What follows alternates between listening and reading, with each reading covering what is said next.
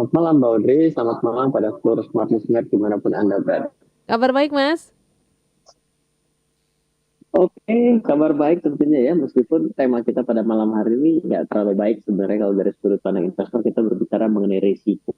Betul. Dimana kalau kita menjadi seorang investor itu maunya bicara mengenai bagaimana caranya cuan. Biasanya Mhm. tema-tema mengenai rugi, untung lah boleh dibilang ya di dunia keuangan dan investasi itu adalah tema yang avoid lah. Karena mereka maunya dengar berita baik, nggak mau berita-berita baik.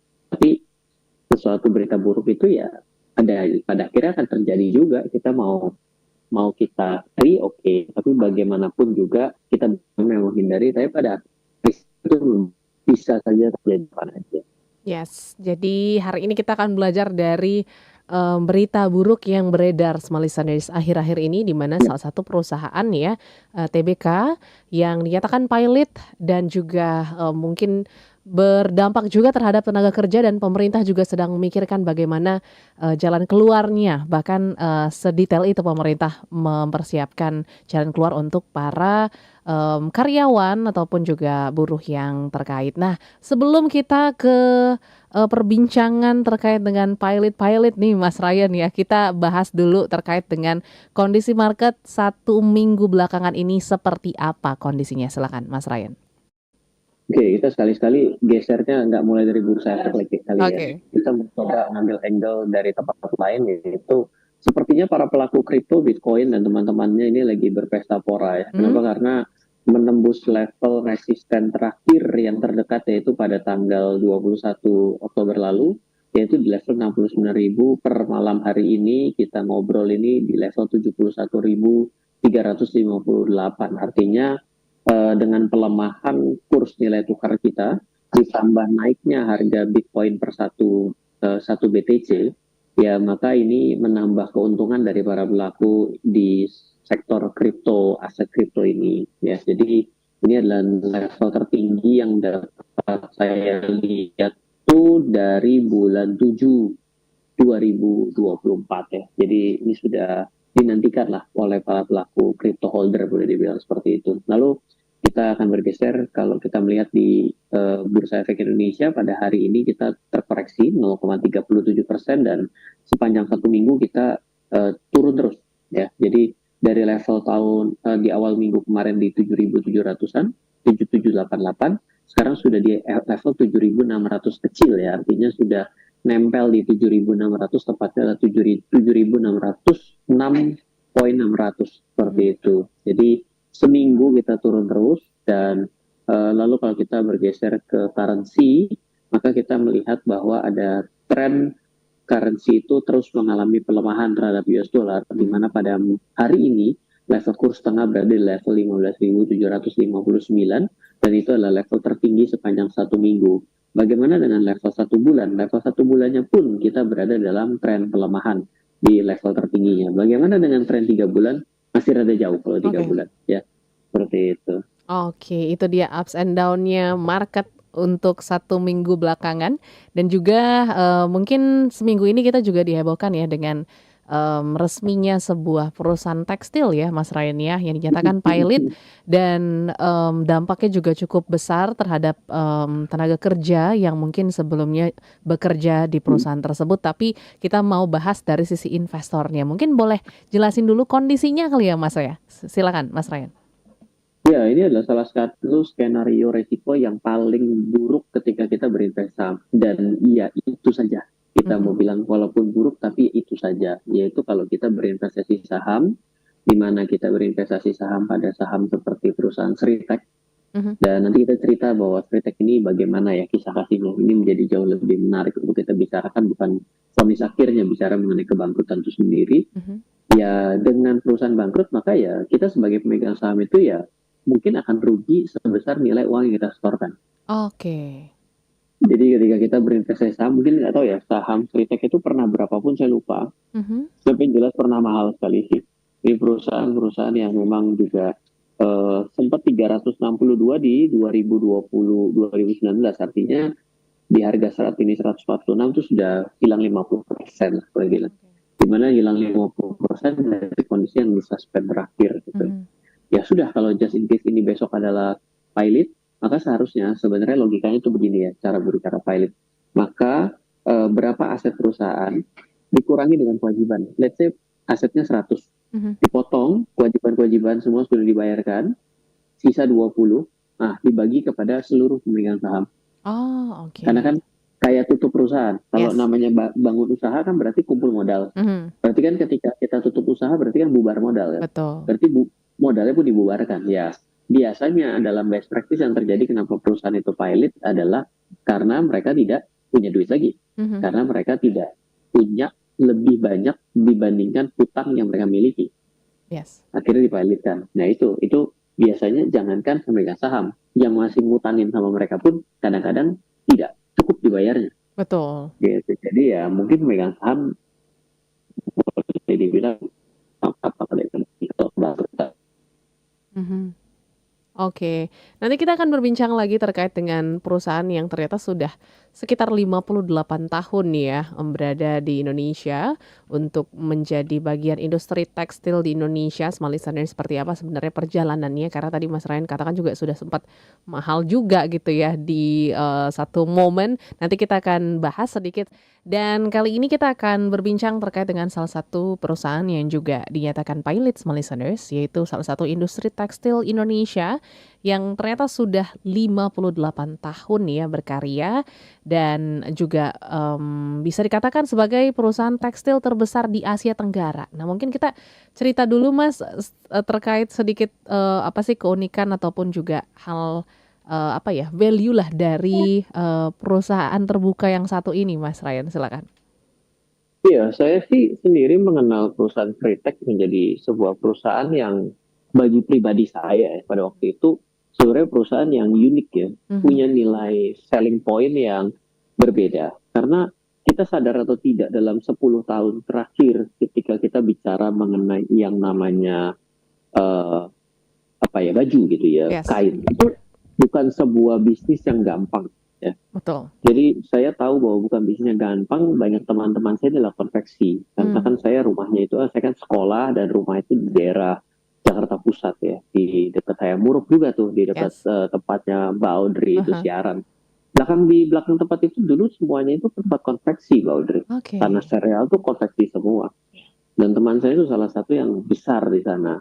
Itu dia kalah saing. Kenapa? Karena setelah dihitung dengan berbagai macam tanjakan, belokan, dan matematika paling sakti sekalipun, Mhm. itu kalah sama barang dari Cina loh. Ya, oke. Jadi dia bingung gitu bahwa ketika dia memproduksi dengan dia barang datang, dia bingung bagaimana cara menghitung bahwa kos produksi dia itu bisa lebih mahal.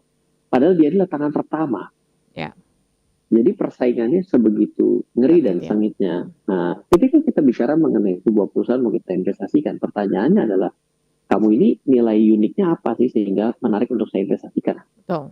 Nah, yang Sritek itu pernah menjadi partner saya dalam event di Bursa Efek. Ya, juga banyak kisah kasih juga dengan Sritek.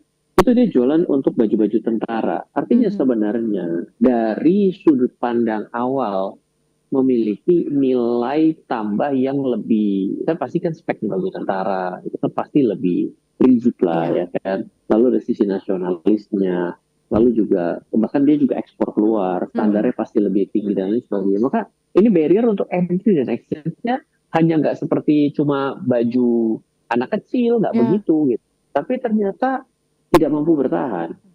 Ya, satu adalah mungkin juga karena bisnisnya ya tidak bisa growth ya ketika harga semakin mahal. Betul. Makanya wahai para buruh, hari ini jadi pelajaran ya.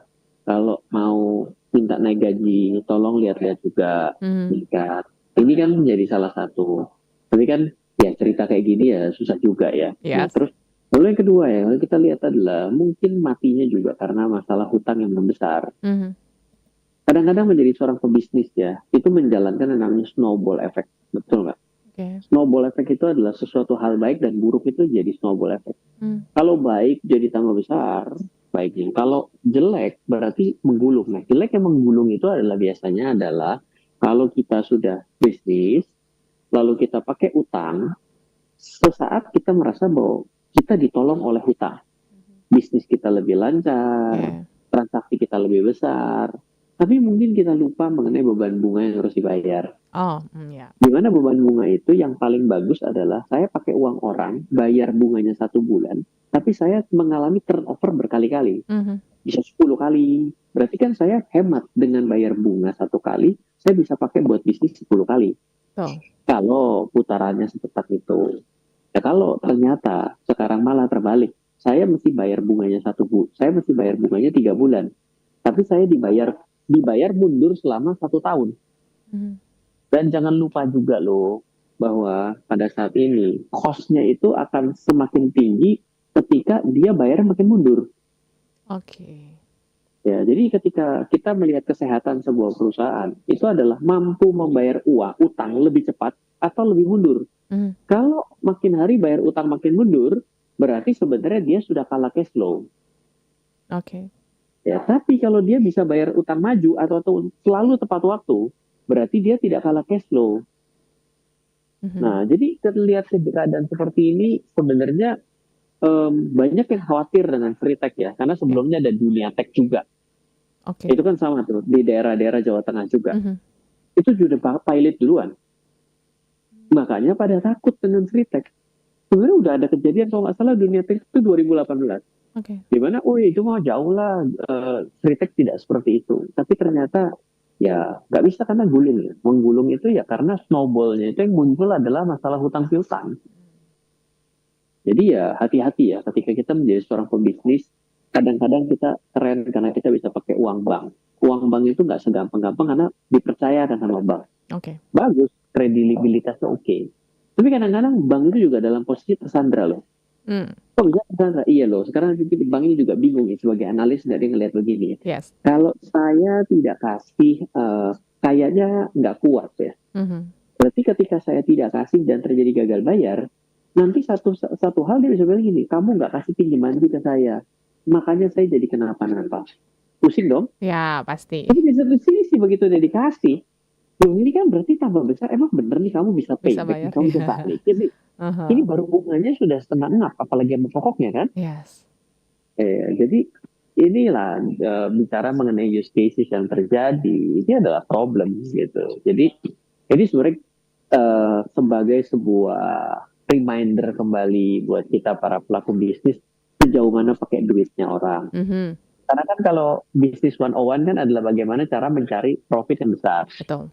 Ya kan? Tapi setelah dia udah kehabisan cara mencari profit yang besar kan berarti mencari nilai tambah dan faktor kali. Mhm. Setelah itu dia akan mencari bagaimana caranya untuk bisa menjadikan faktor kalinya menjadi lebih banyak, right? Yang dilakukan apa? Ya dia harus bisa menggunakan uang orang dong. Mhm. Logikanya kenapa kayak uang orang itu menjadi menciptakan faktor kali? Loh seperti kayak tadi saya bilang, kalau saya dengan uang sendiri saya bisa produksi 1. Kalau saya pakai uang bank saya bisa produksi 5. Hemat dong, bayarnya cuma nambah 1 tapi saya dapat barang tambah 5. Betul. Bagus. Ya. Bagus, keren. Produktif. Tapi ya itu hati-hati karena kadang-kadang terjadi sesuatu yang kita tidak sadar bahwa sebenarnya kita malah lebih banyak boncosnya dibandingin kita terima duitnya. Karena apa? Karena masalah lawan kita yang bayar invoice itu malah mundur bayarnya. Akhirnya kita bayarin bunganya dia yang gratis. Oh, oke. Iya, Yes. itulah yang bicara dalam aspek bicara mengenai bisnisnya, berbicara aspek mengenai perusahaannya bagus, Mhm. gitu. Tapi punya nilai tambah kuat gitu. Tapi ya itu terjadi dan inilah ceritakanlah contohnya. Ya pesan kedua ya wahai para buruh, berarti kamu ikut berkontribusi juga loh terhadap jatuhnya perusahaan ini sebenarnya. Mhm. Dan hari ini sama-sama semua pusing toh. Betul, sampai presiden juga pusing gitu ya Mas Ryan ya. Iya, Pak Prabowo begitu naik dikasih Iya. kritik pilot. Langsung surprise ya di awal kepemimpinannya. Tapi ini yang menjadi pelajaran juga ya untuk kita terkait dengan hutang. Jadi lebih pintar lagi kita untuk memikirkan hutang harus produktif seperti itu. Nah, kalau misalnya bicara lagi tentang kepailitan ini gitu ya Mas Ryan. Sebenarnya kalau kita sebagai investor sudah bisa melihat belum sih dari mungkin laporan-laporan yang sudah terjadi sebelum-sebelumnya, atau justru memang kejadian seperti ini itu tidak bisa diduga-duga sebenarnya akan datang juga di hari tertentu, Mas Ryan? Sebenarnya bisa ya, kalau Hmm, kita perhatikan tren yang namanya melihat sebuah sesuatu tuh kadang nggak usah pinter-pinteran tapi bego-begoan aja kalau menurut saya. oke. Lalu saya bilang ada tiga hal yang kita perlu lihat dalam kita melihat sebuah kekusutan mengenai laporan keuangan. Ini kita bahas tuh cuma tiga dulu. Mhm, Pendapatan, laba, dan hutang. oke. Ketika kita berbicara mengenai pendapatannya tinggi, labanya naik, hutangnya naik, logis. Mhm, Tapi kalau mau dibikin lebih ruwet, bisa juga. Pendapatannya naiknya lebih tinggi nggak daripada hutangnya. oke. Labanya lebih tinggi naiknya nggak daripada hutangnya. Ingat, jangan kita selalu melihat angka. Kenapa? Karena kalau kita melihat angka, kadang-kadang kita bias. Yes, Kenapa? Karena ukuran besar bagi Mbak Audrey dengan ukuran besar bagi Ryan bisa beda loh. beda. Mbak Audrey bilang, wih 1 miliar banyak. Ryan bilang, sorry ya, itu cuma makan siang saya. Misal ngomong kayak begitu. Oke, aha. Beda, beda Iya gitu. iya. Nah, itu kan terjadi pada semua orang. Mhm, Sorry. Nah, dari terjadi pada semua orang, maka yang kita mesti ambil adalah persentase. Jadi mhm, yang kita lakukan adalah kita persentase kita cek dulu. Oh, naik 10%, yang ini naik 15%. Jadi pendapatan naik 10% tapi hutangnya naik 20%. Berarti kamu mengenerate hutang lebih banyak daripada kemampuan persentase pendapatan kamu. Gak mhm, bagus nih. Berlanjut. Berarti namanya dia kalah. oke. Kalah pendapatan. Tapi hutangnya kalah banyak. Habis itu dilihat lagi bukan untung tapi rugi. Udah Mhm, berarti itu udah combo tuh. Tidak berpendapatan, rugi pula, hutang meningkat. Berarti dia pasti membiayai hidup perusahaannya dengan hutang. ya. Nah, udah itu berarti ciri yang ini. Nah, kalau kita perhatikan sama. Tripek mampu nggak mengenerate pendapatan? Mampu. Mhm, Bahkan dalam pandemi itu juga mampu, ya. ya kan? Apakah mampu mengenerate laba? Mampu. Tapi sayang hutangnya naiknya itu kayak ngelihat roket kalau mau take off gitu loh, Ya, terlalu drastis ya. terlalu drastis di Aha. situ. Jadi pada satu titik dia benar-benar tidak boleh salah. Nah, di dalam hidup tidak boleh salah baru denger nih. Hmm. Nah, jadi di dalam poin ini kita jadi punya masalah adalah ini semua harus berjalan really really perfecto. Yes. Oh, nggak segampang gitu kali. Mhm mhm. Kayak gitu. Oke, jadi ini jadi insight juga untuk kita bisa tetap rutin mengecek laporan keuangan dan, seperti Mas Ryan katakan, kalau misalnya sulit untuk melakukan penghitungan yang sangat detail, hitung-hitungan Detail, bodoh-bodohan juga. susah-susahan. Kita Yes, yang bego-begoan aja dulu. Karena apa? betul. Karena pada akhirnya Aha, investasi itu sebenarnya ada cara yang susah, ada cara yang disebut no brain investment strategy. oke. Nah ya, jadi sebenarnya lucu gitu. Mhm Kadang kita bilang gini ya, dulu saya bilang gini, kalau jurusnya ruwet, mhm, pasti cuan nih. Tapi oke. enggak loh ternyata. Iya iya, Hati-hati gitu ketika kita ngambil satu konsep bahwa oh kalau ada ilmu yang sangat ruwet, jelimet, mhm, super duper detail, berarti ini pasti cuan nih. belum Sayangnya tentu enggak ya. seperti itu. Yes, nggak terbukti secara ilmiah gitu ya, tulis-tulis Enggak ya. selalu begitu Oke. saja. Nanti kita akan lanjut lagi ya Mas Ryan, bicara lagi tentang, pastinya perusahaan Sritex. Dan, izin bacakan pertanyaan ya Mas Ryan ya. Kali ini, Yes, sharing katanya dari investor pemula, dari Pak Gabriel yang ada di Jawa sama dong. Timur ya. Eee Sama-sama pemula. Yes, saya masih pemula Mas Ryan dan juga lihat info Sritex sendiri kemarin kan katanya sempat diberhentikan perdagangannya di tahun 2021. Kalau misalnya saya, mengalami hal tersebut gitu ya, sebuah saham dilakukan penghentian perdagangan, apakah ada hal yang bisa kita lakukan untuk menyelamatkan saham yang kelok itu atau seperti apa Mas Ryan? Silakan Mas Ryan. Iya, sebenarnya namanya saham itu kan kalau terkunci artinya tidak bisa ditransaksikan di bursa toh. Oke. Ya, berarti kan yang bisa kita lakukan adalah menjual secara ketok pintu door to door kepada orang yang mau beli saham tersebut. Yes. Ya, jadi kalau kita ketok pintu satu-satu, pintu ketok rumah sebelah, kamu mau tahu nggak perusahaan ada perusahaan yang bagus loh. Ya, jadi begitu kan. Mhm. Padahal kalau di bursa, tapi ngomongnya bagus loh. Masa juga begini, kamu mau nggak perusahaan jelek nih? Kan nggak mungkin gitu kan. Iya, suka laku. Akhirnya dia mungkin mau beli. Lah kan Aha, dia mau beli ya sudah berarti ya ditransferkan saja, mhm, dipindahkan. oke, Itu terjadi terkunci di bursa, artinya kan tidak boleh diperdagangkan oleh pasar bursa kan. mhm, Tapi kan kalau kita mau jualan antara dua belah pihak ya silakan boleh-boleh saja. Itu oke, salah satunya cara. yes, Nah, kalau itu ya terjadi, ya otomatis sebenarnya memang kembali seperti perusahaan tertutup kan. mmm, Kalau kita perusahaan tertutup, yang mana hanya pemegang sahamnya kita bikin PT berdua, ya kan. Mbak Audrey dengan Ryan berdua gitu, ya yang terjadi mau ganti dengan siapalah gitu ya, dengan Mbak Uli, ya berarti kan harus ketok pintu Mbak Audrey. Betul. Audrey, Mbak Uli ini mau jual saham ini, kayaknya saya nggak cocok lagi nih sama Ryan ya, misalnya. Mhm. Atau saya kayaknya ada kebutuhan uang, Mbak Uli mau beli enggak gitu kan? Yes. Mau, ya sudah berarti kan dibeli. Terlepas ini bisnisnya lagi bagus dan lagi jelek loh ya. Yes. Mhm. Gitu. Masalahnya adalah ketika ini digembok bursa kan berarti something wrong di situ kan? Betul. Iya, berarti kan kita secara nggak langsung akan bilang ketika kita mau jual ke orang lain yang secara door to door harus ketemu kan dia akan ditanya gimana prospek perusahaannya, jelek mau ya kan nggak mungkin mau gitu Oke. gitu kan. Oke, seperti itu untuk Pak Gabriel. Semoga memahami konsepnya ya, dan pastinya semangat untuk selalu belajar investasi dengan Smart Market Insight pastinya ya. Oke, dan kita lanjut lagi nih Mas Ryan terkait dengan proses apa ya, pilot ya sebuah perusahaan. Nah, mungkin bagaimana sih sebenarnya sebuah perusahaan TBK bisa dinyatakan pilot itu, apa kriteria-kriterianya? Mungkin kita perlu sedikit tahu kali ya, supaya kita lebih paham lagi tentang definisi pilot ini. Perusahaan pilot itu kan bukan hanya perusahaan TBK ya, tapi perusahaan Ya. apapun bisa dipilotkan selama orang itu memiliki hutang. Oke. Orang pribadi pun bisa dipilotkan juga. Bedanya adalah ketika orang pribadi dipilotkan, maka ya aset dan harta pribadi orang itulah yang akan dijadikan dijual untuk menutup yang namanya hutang-hutang yang ada, yang muncul, dan yang tagih gitu kan. Bicara mengenai debitur lah boleh dibilang. Atau ketika kita bicara mengenai perusahaan, dia punya hutang obligasi atau dia punya hutang bank. Nah, nanti ketika hutangnya jatuh tempo tidak dibayar, maka kan dia akan diminta tagih kan. Nah, ketika dia tidak tagih, dia tidak bayar juga, maka dia bisa mengajukan gugatan kan yang memiliki surat hutangnya kan. Oke. Nah, ketika itu didaftarkan dan digugat, maka secara otomatis memang ternyata perdamaian tidak bisa terjadi atau restrukturisasi atau skema pembayaran tidak bisa ditepati, maka otomatis kan dia akan masuk ke dalam pengadilan. Nah, ketika sudah sampai dengan pengadilan, ya sebenarnya kan kebangkrutan itu kan adalah perlindungan juga bagi pemilik usaha kan. Ya. Jadi kita harus lihat dari dua sudut pandang bahwa ketika kita berbicara mengenai pilot itu sebenarnya adalah suatu perlindungan dan kepastian hukum juga bagi si orang yang sudah mungkin tidak mampu membayar, ya kan, sehingga adalah yang namanya konsep pilot. Nah, ketika pilot ini terjadi, maka aset-aset yang dimiliki oleh perusahaan itu juga dengan orang-orang yang menghutangi perusahaan tersebut itu mendaftarkan hutang-hutangnya. Aset-asetnya juga dikurasi, makanya ada namanya kurator.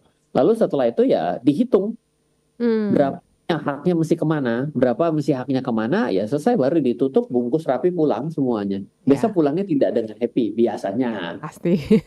Ya, gitu. Oke, nah ini muncul lagi Mas, pertanyaan baru masuk ya. Kali ini dari tidak ada nomornya, tapi dari Tangerang katanya. Mau tanya Mas Ryan, kemarin waktu dinyatakan pilot, beberapa saham perbankan juga ikut turun gitu ya. Apakah ini bank-bank yang juga berkaitan dengan hutang dari Sritek sendiri, atau justru memang ada indikasi, ada impact ya ke saham-saham perbankan? Silakan Mas Ryan. Mungkin menurut saya lebih kepada yang pertama ya, karena kan pertama itu kan BCA pun juga menjadi yang menghutangi Sritek yang terbesar. IMB juga ada gitu, maka secara otomatis kan akan ada kekhawatiran dengan sudut pandang investor banknya itu yang berinvestasi pada saham BCA jadi khawatir nih, wih kamu terbesar, kamu goyang nggak kan gitu kan? Nah jadi kata-kata goyang nggak, ya berarti kan ibaratnya adalah takut nih gue kan gitu kan? Ya kalau takut nih gue ya biasa harga sahamnya ya turunlah sudah kan gitu kan? Betul. Jadi mungkin lebih ke arah sana. Tapi kalau misalnya saya juga mesti lihat lagi ya sebenarnya ada nggak sih yang sektoralnya sama pada saat ini dengan Sritek? Kalau ada ya mungkin akan lebih make sense bahwa teman-teman satu sektornya akan terdampak.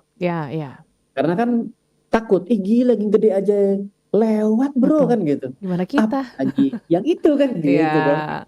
Jadi ada logika ke situ. Jadi mungkin kalau satu sektor lebih make sense ya. Tapi kalau ini bicara mengenai bank, ya secara otomatis sebenarnya kenapa ya? Karena bank tersebut orang pada takut. gitu. Mhm. Segede gitu, waduh kalau enggak, wah bahaya nih. Nanti jadi bank bukan paling sehat, jadi bank paling sakit lagi di Indonesia kan begitu. Oke, Imajinasi kan boleh pergi mana aja kan. betul. Berarti ini hitung-hitungan investor juga sebenarnya ya, Mas, ya, untuk Betul. menilai, mmm, apa ya, ibaratnya memperkecil resiko yang mereka dapatkan gitu ya, Mas Ryan? Iya, kalau ada yang lebih ngejelimet dia menggunakan metode theoretical ya. Theoretical Oke. value itu artinya adalah andaikan ini tidak terbayar atau hanya Mhm. terbayar separuh, maka dia kehilangan berapa potensi dari performing loan yang terjadi di dalam bank tersebut sehingga memotong pendapatan dia sekian dengan aset dia sekian, maka valuasi BCA adalah sekian. Wah, udah Jadilah mau ilmu susah-susahan mau gampang-gampang. betul. Ya Tapi ingat mungkin yang susah belum tentu untung. iya betul, gitu ya small listeners ya, nggak apa-apa pilih yang jalan yang mana, yang susah, yang gampang, ya Yang semua suka aja, yang nyaman. resikonya ditanggung para penghitung dan pemilik, aset seperti itu Uang. ya. Oke, nah, kalau kita ngomongin tentang apa ya, Mas Ryan, tentang, peristiwa ini gitu, mungkin ini bisa menjadi apa ya, keraguan yang cukup besar juga nih untuk para investor untuk menginvestasikan di saham-saham yang mungkin tadi ya, yang senada juga nih dengan, Sritex. Nah ini challenge juga berarti ya Mas ya, ke depan untuk saham-saham ataupun juga perusahaan-perusahaan yang bergerak di bidang yang sama. Tadi sempat di-spill sedikit. Eh, Kalau saya Mhm, mau ngomongnya tuh dengan sudut pandang yang berbeda kali ya. oke. Sebenarnya gini, zaman berubah, Mhm, zaman bergeser. Ada sektor yang diuntungkan karena dia lebih peka. oke. Ada sektor yang akhirnya kita mesti mereview ulang, ya. Banyak bisnis-bisnis itu yang mesti memang harus yang bergeser lah, gitu. Mhm, Saya tidak tahu ya karena bukan pakar bisnis juga dan bukan konsultan bisnis di poin ini, gitu mhm, ya. Maka ya saya bilang bahwa contoh ya, kita memang melihat bahwa awan mendung ini berada di industri tersebut kok, di sektor tersebut. Bukan hanya dari produsen ya, tapi iya. dari distributor saja itu terdampak. Kalau tidak percaya, coba lihat matahari. Betul. Kita sudah pernah bahas juga, Yes. ya, dan itu terjadi downsize besar. Lalu perusahaannya juga quote unquote dipaksa kembali membuyback sahamnya di situ. Mhm, Jadi eh, apalagi matahari itu bergantung sekali dengan mall, ya. betul. Dan ternyata orang saat ini juga tidak serta-merta akan belanja barang ini di mall, Mhm, ya kan? Lalu juga ada dampak yang mungkin harus diperhitungkan pemerintah, mungkin adalah bagaimana memproteksi lokal. oke. Makanya kemarin waktu salah satu aplikasi berbasis e-commerce besar di Cina, Temu kalau nggak salah namanya Mhm, itu mau masuk, itu mulai dibatasi. betul. Ya, nanti kalau nggak lucu gitu, kita akhirnya kalah di kandang sendiri. Iya. Diakibatkan apa kayak gitu? Kita pasti bilang begini lah, ya memang karena industri kita tidak mau kompetitif ya kan, terlena dengan Mhm, kondisi begini ya berarti memang kamu kalah ya sudah berarti ya matilah kan begitu jawabannya. iya. Jadi kalau dampaknya apa ya? Dampaknya adalah ini adalah sesuatu yang barriernya itu terbuka, akhirnya menyebabkan para pelaku-pelaku lama dengan hutang-hutang lamanya, jangan lupa Mhm, 50 tahun lebih, oke. pelaku lama plus hutang-hutang lamanya menjadi tidak bisa compete dalam kondisi pada hari ini, tapi dia sudah terlalu besar. Yes, Kelincahannya sudah susah bergerak. betul. Kelincahan itu salah satunya tentunya diakibatkan karena apa? Karena hutang yang pernah terjadi juga sebelumnya kan. Mmm, Iya, jadi dasarnya sebenarnya kalau kita lihat, tapi sekali lagi ini debatable, tapi betul. bukan artinya salah, bukan artinya benar. Ya. Hutang itu akan menjadi sangat berbahaya ketika dia berada di sektor dan tiba-tiba tidak dalam posisi yang diuntungkan. Mhm, Kalau tidak percaya, coba lihat saja. Oh, ini mungkin mau bilang bahwa ini sektornya sektor tekstil ya, memang jelek ya. Mungkin bilang gitu. Enggak juga. Itu aplikasi-aplikasi belajar secara online. ya. Itu yang dari India, Mhm, yang valuasinya tadinya triliunan, itu sekarang zero loh. zero, iya. Ya kan? Karena Mhm, apa? Ya karena ternyata nggak selalu yang ada di dalam taktek itu adalah primadona, mhm, atau nggak selalu yang sifatnya konvensional itu ya akan tergilas habis dan punah. Bukan di situ poinnya, tapi bagaimana caranya kita itu menjadi rasional terhadap suatu bisnis. mmm, Dan kalau kita melihat bahwa rasio hutang ya, saya ini mau coba cari dari tadi tuh oke. debt equity ratio-nya berapa ya. Tapi kok Mhm, saya nggak ketemu nih, kenapa saya tiba-tiba nggak nemuin. oke. Earning ratio-nya saya sudah lihat. Mhm, Roberto, DER-nya, oh DER-nya minus ya karena dia rugi ya, ekuitasnya sudah minus oke. ya. Maka kalau kita melihat bahwa sebuah perusahaan itu ternyata rasio hutang terhadap modalnya itu sudah 2 kalinya. Berarti logikanya adalah bila perusahaan itu tutup sekalipun Mhm. tidak mampu melunasi hutang-hutangnya loh. Oke. Lah ini kondisinya adalah ekuitasnya minus. Mhm. Ya apa kabur? Bukan apa kabar, tapi apa Apa kabur? kabur? Oke. Iya gitu. Mhm.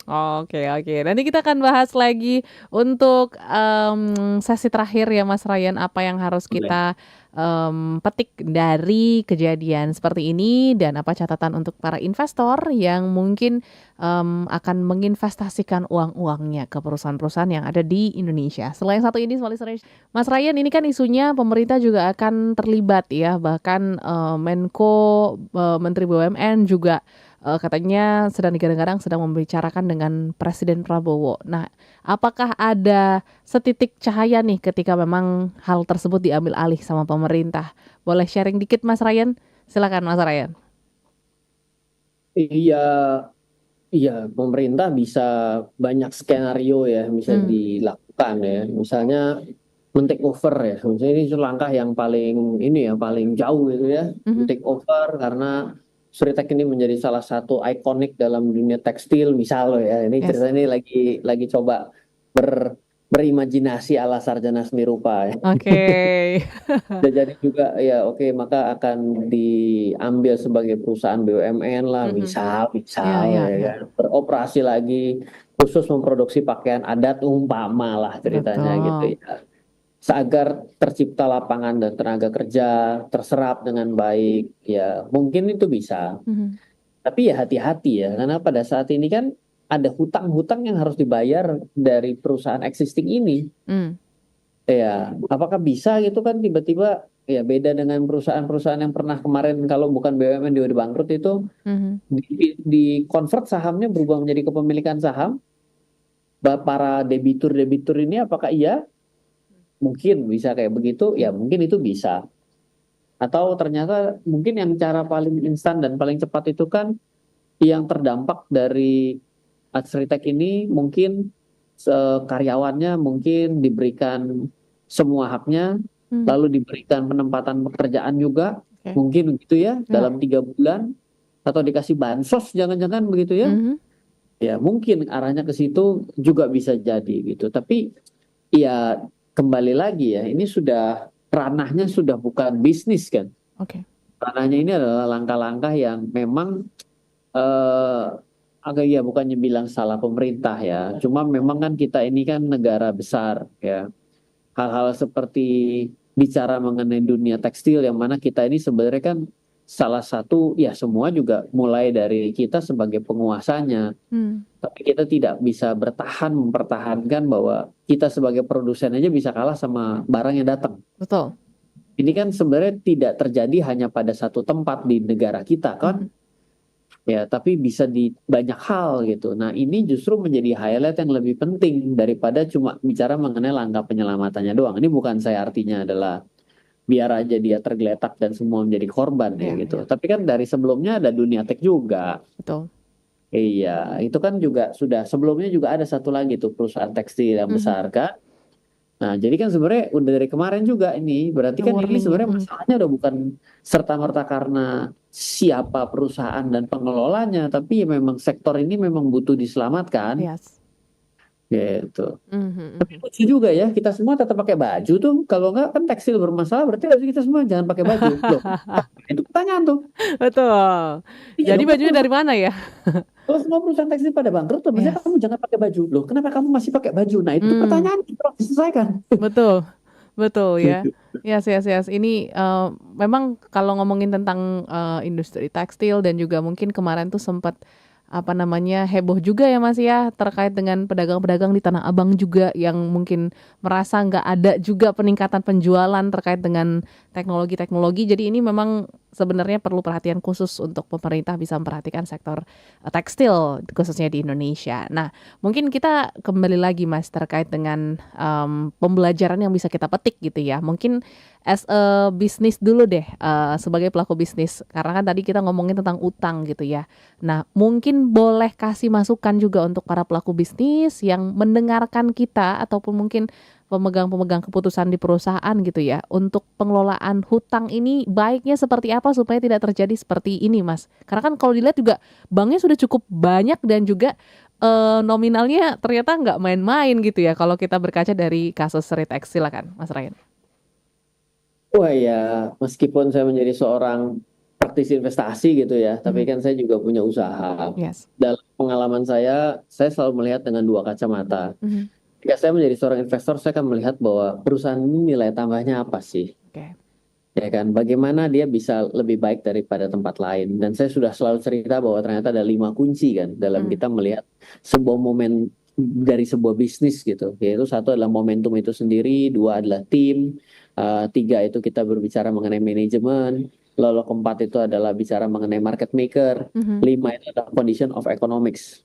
Yes. Ya, kita mungkin berada dalam condition economics yang negaranya juga semuanya dalam keadaan tidak menentu dengan cukup baik. Ini berarti sesuatu yang fair karena semua ikut merasakan. Ya. Ya, tapi ya 4 lagi kan bicara mengenai momentum dan lain sebagainya. So, saya biarkan itu untuk menjadi tema kita selanjutnya atau menjadi refreshment atau silakan membaca buku saya. Oke. Tapi kalau bagian kita, saya pribadi sebagai seorang pelaku usaha ya, saya itu sebenarnya paling takut akan 2 hal. Yang pertama itu saya paling takut menambah biaya. Oke. Ya, saya jadi ketika saya melihat bukannya mau mempekerjakan orang dengan cara yang tidak manusiawi, bukan arah itu loh ya. Dan boleh ditanya kepada seluruh tim saya apakah saya memperlakukan tim saya secara manusiawi. Saya berpikir adalah ketika kita menambah orang, sebenarnya itu seperti kita menambah hutang setiap bulan. Ya. Nah, ini jadi sangat berbahaya. Karena itu jangan terlalu ambisius mengenai rekrutmen juga. Ya, ini perlu dilihat kapasitasnya kalau menurut saya. Ini yang paling menakutkan. Yang kedua yang tidak kalah menakutkan adalah berbicara mengenai aspek hutang. Sebenarnya kan kita itu yang ingin kita lakukan, hutang itu kan biasanya orang berpikir tuh selalu begini bahwa sayang ya, saya ini nggak punya uang sih. Ya kalau saya punya uang, maka saya bisa di jalan bisnis. Nanti dulu. Tidak semua hal dalam bisnis itu dengan kita punya uang yang lebih, maka kita menyelesaikan masalah. Yes. Kenapa? Karena uang yang lebih di tangan orang yang salah, hasilnya parah. Oke. Jadi ini lebih bahaya dibandingin jangan dikasih duit. Gitu loh. Kalau orang yang namanya jago, itu nggak perlu harus bawa pedang, tapi taruh tangan kosong pun bisa menang. Bisa. Tapi kalau lawannya senapan mesin ya matilah kau. Iya, betul. Tapi tetap saja belum tentu juga segampang itu dia mati karena dia jago berantem kan. Ya. Nah, ketika kita berbisnis itu kita jangan langsung tiba-tiba beli senapan mesinnya. Tapi kemampuan kita juga dalam berbisnis yang harus kita tingkatkan. Nah, senapan mesin itu kayak kita beli, kalau kayak kita ngutang, tiba-tiba besar semua. Ya kan? Ilmu masih kurang, senapan mesin di tangan. Ya, nembak diri sendiri malahan. Jadi hutang juga sangat perlu kita perhatikan gitu ya. Karena banyak orang yang punya pemikiran gini, tidak bisa besar kalau tidak hutang. Ya. Dan seni untuk menggunakan uang orang itu adalah cara ninjaku untuk menjadi kaya. Nah, ya kalau saya nggak tahu ya, saya tidak berani berpendapat itu. Tapi kalau saya pribadi menjalankan apa yang saya jalani, saya menganggap bahwa itu tidak sepenuhnya benar. Dan malah banyak salahnya daripada benarnya. Yes. Jadi ya itulah yang mungkin di poin-poin itulah ya kita bisa lihat dari hati-hati kalau perusahaan ini yang ekuitasnya lebih kecil, bahkan hutang 5 kali dari ekuitas. Wow. Pertanyaan gini, kok percaya banget ya kamu ya sama dia? Iya. Itu kan berarti gini loh, sama kayak kita ini mau menikah loh. Ryan mau menikahi Mbak Audrey misalnya gitu kan, gitu ceritanya gitu lah. Ini ceritanya punya modalnya apa? Nggak ada, saya nggak ada modal. Penghasilannya 100 perak. Pengeluarannya nanti kira-kira berapa deh Ryan? 500 sebulan. Loh, kok bisa? Nggak masuk akal ya. Kok kamu bisa punya kewajiban ya? Biaya bulanan kewajiban kan namanya. Betul. Kok 5 kali lipatnya? Lah kan itu sudah jadi pertanyaan. Kok mau percaya kamu pinang dia? Kan pertanyaan gitu. Iya. Ini apa terlalu hebat? Atau ternyata ilmunya pakai ilmu jin botol keluar setiap bulan 4 lagi. Karena ngutangnya punya duit 100 saya bisa ngutangin 400 tanpa perlu bayar. Atau apa gitu. Nah itu kan misteri yang tidak terpecahkan. Tapi sayangnya tidak banyak orang yang membaca itu secara laporan keuangan dari perusahaan yang ada di Bursa Efek Ya. Indonesia. They don't care about debt. Hmm. Yang penting nih perusahaannya jalan. Mana urus, yang penting debt itu bagus. Ya nanti dulu. Harus dilihat dulu ya. Aha. Jadi sesuatu kayak seri pandemi jilid 2 Yes. yang tiba-tiba di modelnya mungkin langsung nggak bisa operasional, jangan bayar 6 bulan puasa dari pendapatan nggak ada, terus bayarnya pakai apa? Ya. Ya itu kan Oh. sesuatu yang kita nggak lah mas, nggak ada pandemi jilid 2. Iya memang semua kan omongannya ke sana sono. Tapi kan namanya orang bicara mitigasi risiko itu kan nggak ada lah kan, bukan begitu. Ya. Nggak akan lah orang itu meninggal besok, kan omongannya nggak bisa begitu. Tetap juga ada yang beli asuransi karena kita sadar bahwa risiko itu bisa datang kapan aja kan. ya. Iya begitu. Oke, mungkin sedikit untuk para investor Mas, apa yang harus dipetik sekitar 2 menit, silakan Mas Ren. Tadi sebenarnya sudah saya mention ya Iya. bahwa kita tuh sebenarnya terbuka, namanya perusahaan terbuka itu datanya terbuka. Kita kalau ditanya memang nggak ada cikal bakalnya perusahaan ini tiba-tiba kayak gini, tiba-tiba lusa langsung kayak gini, ada itu perusahaan bandit namanya. Tapi kalau ini kan kita terbuka dengan lebar bahwa memang hutangnya Seritek sendiri, dari contoh Seritek lo ya, Ya. bukan karena Seritek, bukan hanya Seritek, Mhm. itu memang hutangnya membesar. Lalu kita melihat perbandingan dia ekuitas dengan hutangnya itu sudah lebih daripada 2 kali lipat. Mhm. Jadi pertanyaannya kan, kok orang bisa yakin untuk menghutangi dia? Ya. Padahal modalnya pun sudah gak ada lebih daripada hutangnya. Terus kalau sampai gak dibayar, terus mau pakai apa? Pakai cinta, kan gitu. Nah itu mungkin bilang, ya Pak, tapi kan wajar Pak, ada bisnis tertentu yang memang harus modalnya lebih besar, hutangnya lebih besar daripada modal. Ya ada ya begitu, ya itu ada lah gitu. Tapi poin dasarnya kita capture dulu, bahwa pernah sadar nggak sih, bahwa ada loh perusahaan-perusahaan yang ternyata modalnya pun sudah tidak bisa mengcover seluruh hutangnya. Ya. Terus seberapa nyaman kamu, Anda, dan smart listeners itu berinvestasi di perusahaan seperti ini? Gitu. Berarti kan resikonya jadi lebih Besar tinggi. banget. Investasi saham sendiri sudah risiko, Betul. tidak dapat uang kalau pilot. Mhm. Tapi ditambah lagi berinvestasi pada perusahaan yang memang sudah secara jelas dan transparan tertulis di sono. Kalau gue bangkrut, lo nggak dapat apa-apa karena udah buat bayar utang pun nggak cukup. Lo kan mau ngomong bahasa kasarnya bisa begitu secara nggak salah kan. Gitu. Oke, ini jadi banyak pelajaran small listeners yang bisa kita ambil dari kejadian yang terjadi pada salah satu industri tekstil yang cukup besar di Indonesia. Semoga kedepannya tidak ada lagi perusahaan-perusahaan besar yang juga mengalami hal yang serupa, dan ini bisa kita jadi pelajaran yang baik small listeners untuk kita berinvestasi ke depannya.